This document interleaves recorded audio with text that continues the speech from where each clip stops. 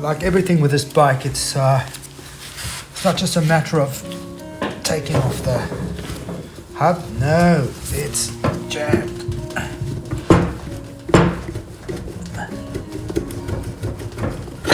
Ah, man.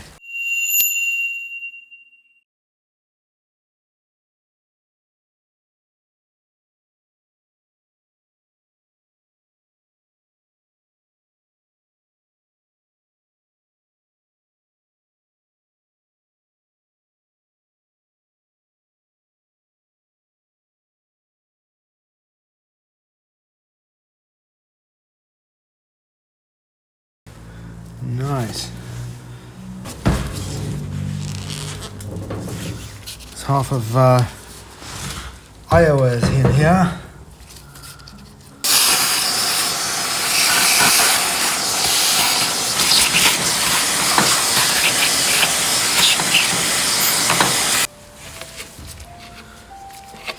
See what the back wheel looks like.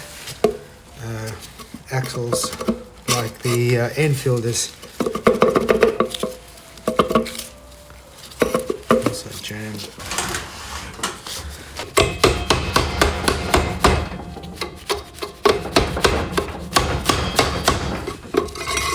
the thread.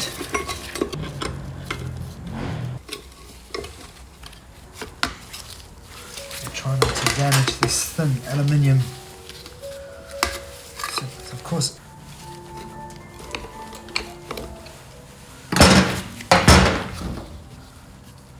that looks like it's been spinning on its own. And the bearing is seized, I think.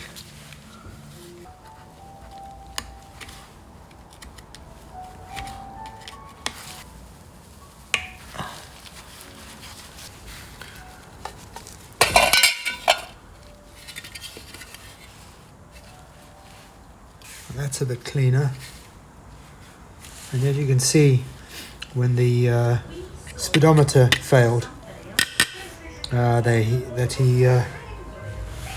is all aluminium, so it's taken quite a knock. You can see.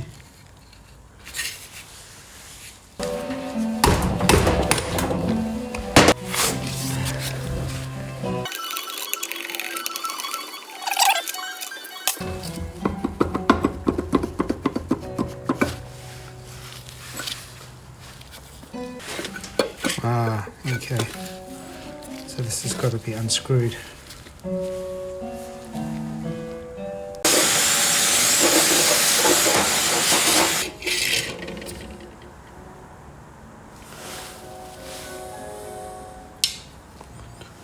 Four, five, six.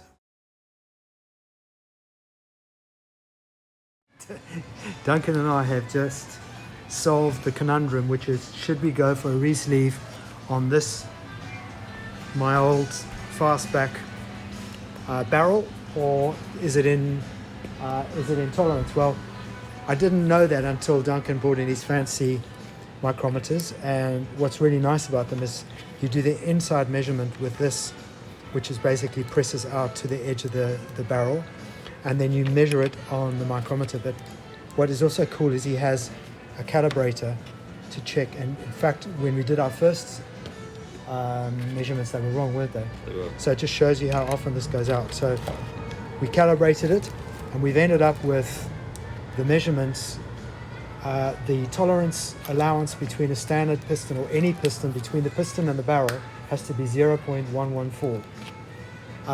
Maximum clearance in wear should be 0.154. 152. So we've measured this one to be 0.125. So we're going to stay with it. We're not going to do anything. We're going to get new rings. The rebore, I mean, the hone was really good. Looks clean.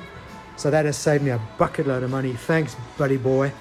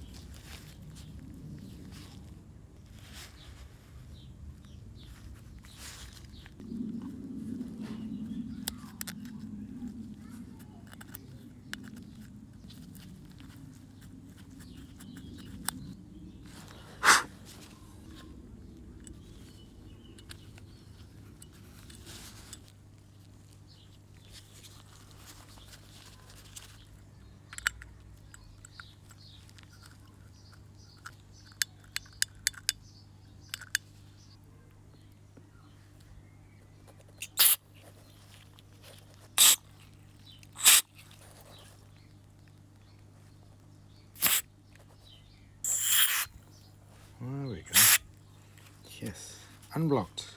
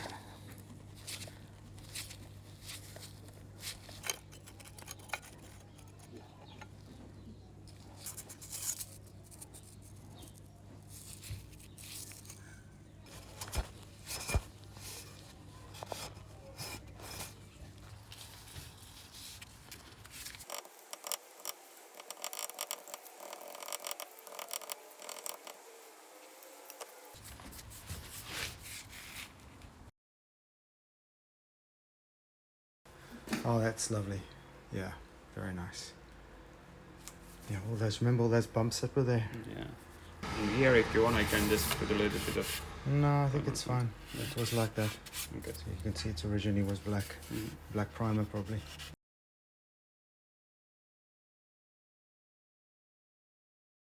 You can see when you do a full restoration just how much stuff there is to repair, to restore, to paint, to replace. There's a lot. And of course there's still this pile here. These bits all need to get sandblasted, treated, checked and fitted. There's another painted part. The stand is done. We're getting there slowly. So these guys are just taking up a bit more of my time, but I'm happy with that. It's a great motorcycle. So yeah, let's get the Norton done. Of course I've got to get the wheels done. I've done some of the hub. I've done the hub on the front, as you've seen, but the rear I've still got to deal with that. I'm deciding what to do. The actual wheel itself, I'm still going to check and see whether chrome is amazing stuff. You might see this as a goner, but we'll see. We'll check it first, and if it is, it is. Then we'll replace it. I'm sure these spokes are gone. They're not going to shine up, so those will have to be replaced.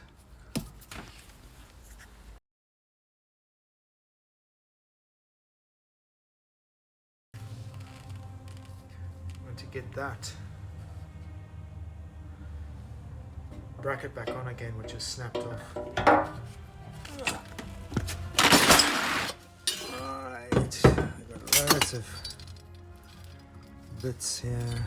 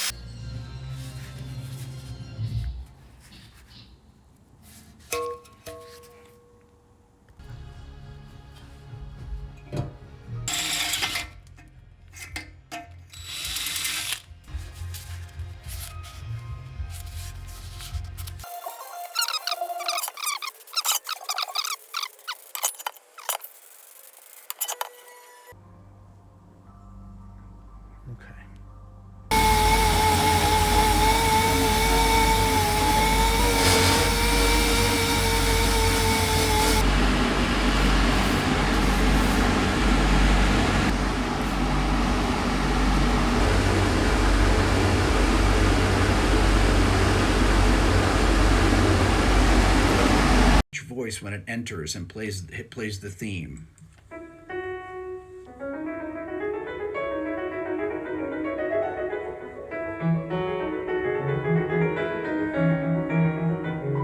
Woo! Now she's ready for spraying. Good. This is a rough job, but you know, it was so far gone, I had no choice but to touch. It is what it is. We'll see how this comes out.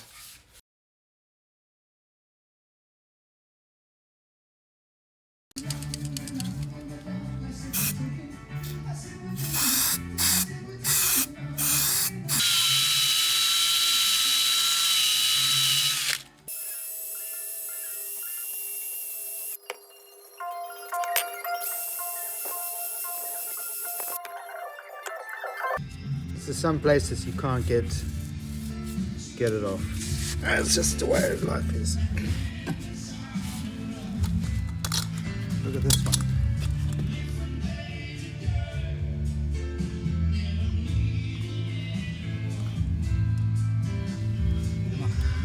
Might just be a chance I can save at least this room. But we'll see. We'll scrap them back, see how they go.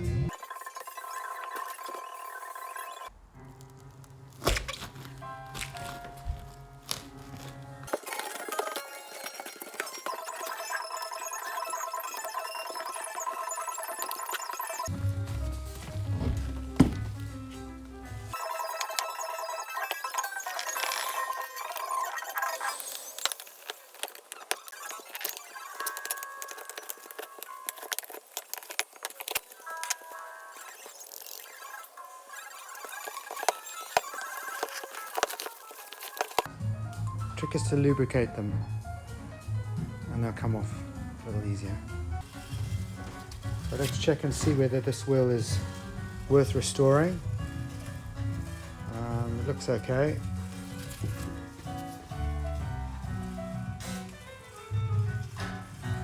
The great chicory in the background. Live concert, trio, monster. If you ever want to get into jazz piano, Chicory, who's, by the way, just died, unfortunately. It was a bit of a shock to everybody because this is pretty much near the end of his life and he's still absolutely on it. Okay, so this wheel's good. Let's swap out with this one and check this one. We're not doing a wheel true check here, we're just trying to see just how badly buckled these wheels are. So we just put the back one on.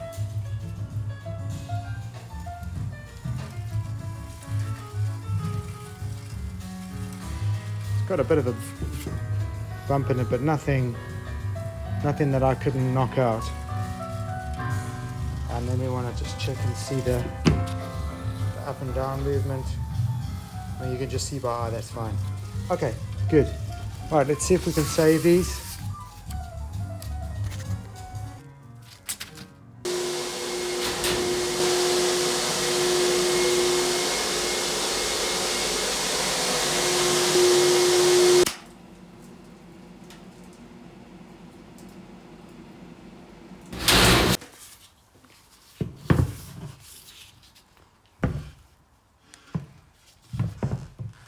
Need to check and see, but I didn't want to do any sandblasting or grit blasting on this soft aluminium surface. I don't mind so much on the inside because I can't get there.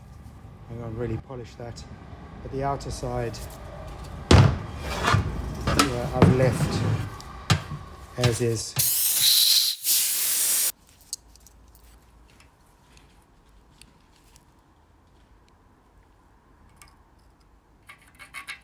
On the edge there.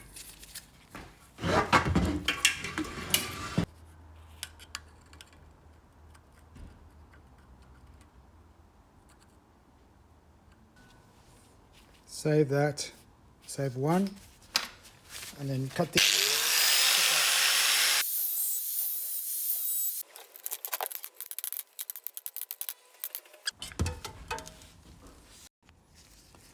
So there are two sizes. long ones and short ones. And these are the short inners, and those are the long outers. Okay, the angles of each hook, you'll be surprised to know, are created once you have fitted them in, and you adjust them. You adjust them by hand by pressing on them. If you look at my Royal Enfield video, you'll see me doing that there. So there we go. That is the outer and the inner. I'm going to try and get this clean without going into any destructive sanding. Put this on the buffer as it is. Just take some of this ingress off. Let's see if I can't polish this stuff out. Again, this stuff is irreplaceable. I'm not endorsed by them yet. Wouldn't mind, because then it's not cheap. But oh my goodness, this stuff is irreplaceable in this workshop. Experiment, experiment, experiment. Just put it on the buffer. I just want to see why these are pitted.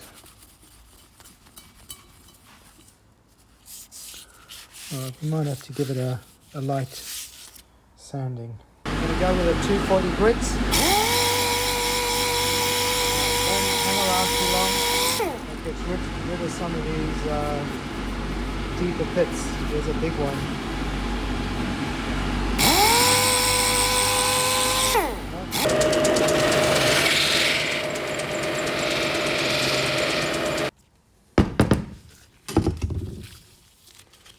That's a great start. I was quite ready to chuck this away. You should know better. Good day's work. So I want to do a two-tone colour on this, which won't be standard. It's the one that the Americans fell in love with. It's the black and gold Roadster. Talk me out of it. Yes! This one has quite an interesting history. It was attacked by an ex-wife, hit with an axe,